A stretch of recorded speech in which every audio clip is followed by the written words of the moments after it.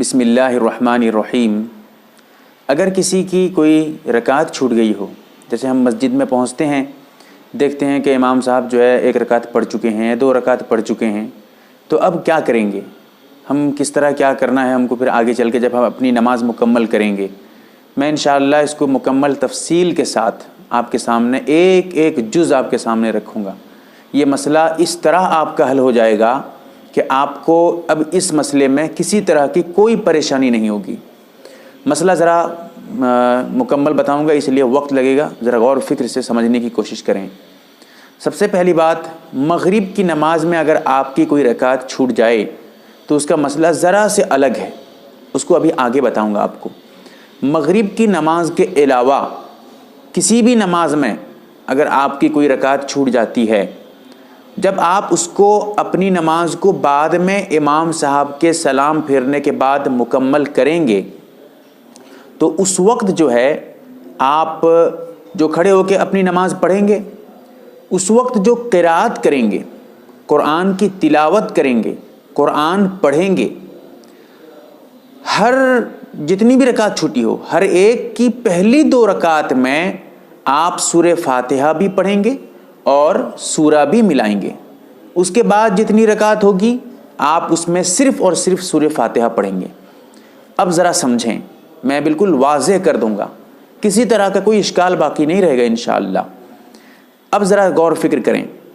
مثال کے طور پہ آپ کی دو رکعت چھوٹ گئی ہے، اب امام صاحب کے سلام پھیرنے کے بعد آپ دو رکعت مکمل کریں گے، دو رکعت پڑھیں گے۔ وہ جو دو رکعت پڑھیں گے آپ ان دو رکعتوں میں سورہ فاتحہ بھی پڑھیں گے اور سورہ بھی ملائیں گے، ٹھیک ہے؟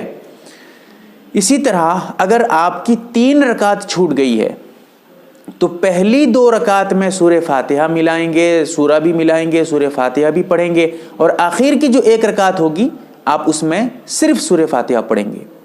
اگر آپ کی چار رکعت چھوٹ گئی ہے تو آپ اس میں پہلی دو رکعت میں، جو پہلی دو رکعت امام صاحب کی، کیونکہ چار رکعت مکمل چھوٹ گئی ہے آپ کی، اب پہلی دو رکعت میں جو ہے آپ سورہ فاتحہ بھی پڑھیں گے اور سورہ بھی ملائیں گے، پھر آخر کی جو دو رکعت ہوگی اس میں آپ صرف اور صرف سورہ فاتحہ پڑھیں گے۔ ایک رکعت اگر چھوٹی ہو تو اس میں آپ سورہ فاتحہ بھی ملائیں گے، پڑھیں گے اور سورہ بھی ملائیں گے۔ یہ تو قرات کے بارے میں۔ یہاں پر ایک مسئلہ آپ کو بتا دوں کہ جب آپ اپنی نماز مکمل کرنے کے لیے کھڑے ہوں گے امام صاحب کے سلام پھیرنے کے بعد، چاہے آپ کی ایک رکعت چھوٹی ہو یا دو رکعت چھوٹی ہو یا چار رکعت مکمل چھوٹ گئی ہو، جتنی بھی رکعت چھوٹی ہو، جب آپ مکمل کرنے کے لیے کھڑے ہوں گے اس وقت آپ سب سے پہلے ثنا پڑھیں گے، پھر اس کے بعد جو ہے ثنا پڑھنے کے بعد آپ اپنی نماز جس طرح پڑھتے ہیں اس طرح پڑھنا شروع کر دیں گے۔ یہاں پر یہ تو قرات کے بارے میں تھا۔ اب جو قاعدہ کے بارے میں، بیٹھنے کے بارے میں، تشہد یعنی اتحیات وغیرہ پڑھنے کے بارے میں، کس رکعت میں بیٹھیں گے، کس میں کھڑے ہو جائیں گے، اس کو ذرا سمجھیں۔ اور یہ جو ابھی جو میں نے مسئلہ بتایا ہے قرات کے بارے میں، یہ ہر نماز کے، چاہے فجر کی نماز ہو، ظہر کی نماز، مغرب، عشاء، سب نماز کو یہ شامل ہے، جتنے بھی فرائض نمازیں میں امام کے پیچھے آپ پڑھتے ہیں۔ اب فرض نماز جو آپ بعد میں جو بیٹھ کے آپ جو پڑھیں گے اس میں جو بیٹھنے کی بات ہے، یہ تو قرات کے مسئلے میں سب برابر ہیں، لیکن بیٹھنے کے مسئلے میں مغرب کی نماز میں ذرا سے تفصیل ہے، اس کو میں بتاؤں گا آگے۔ ابھی مغرب کے علاوہ جو ہیں ان کے بارے میں بتا رہا ہوں۔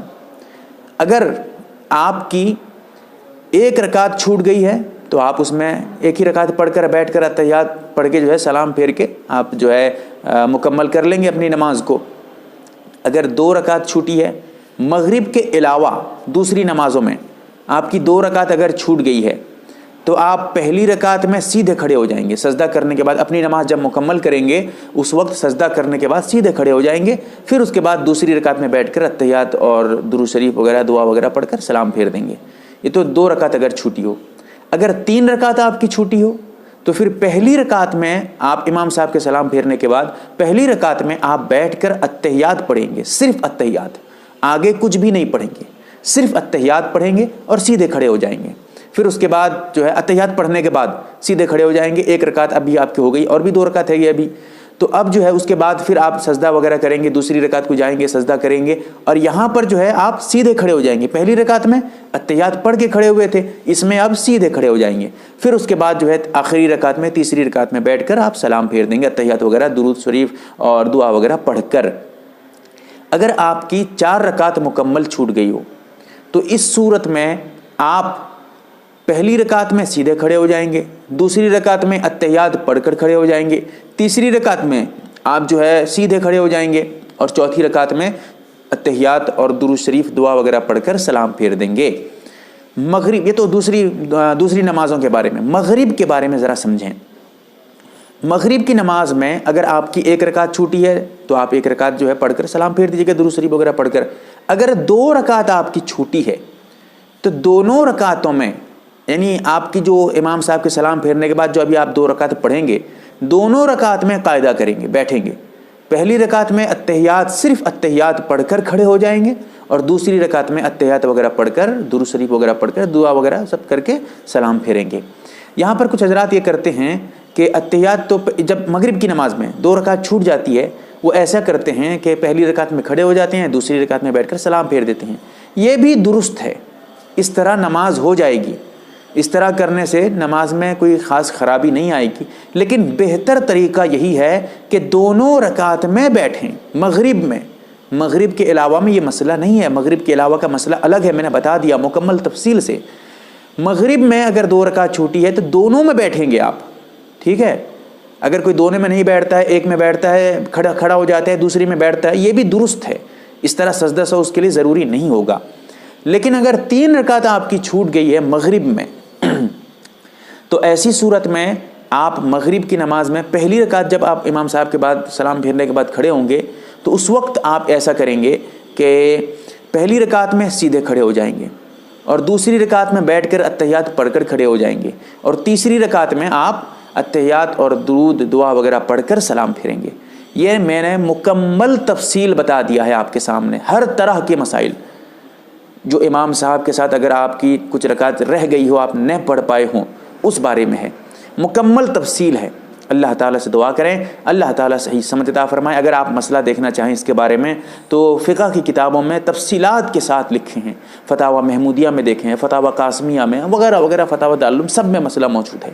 اللہ سے دعا فرمائیں اللہ تعالیٰ ہم تمام کو صحیح سمجھ عطا فرمائے، آمین یا رب العالمین۔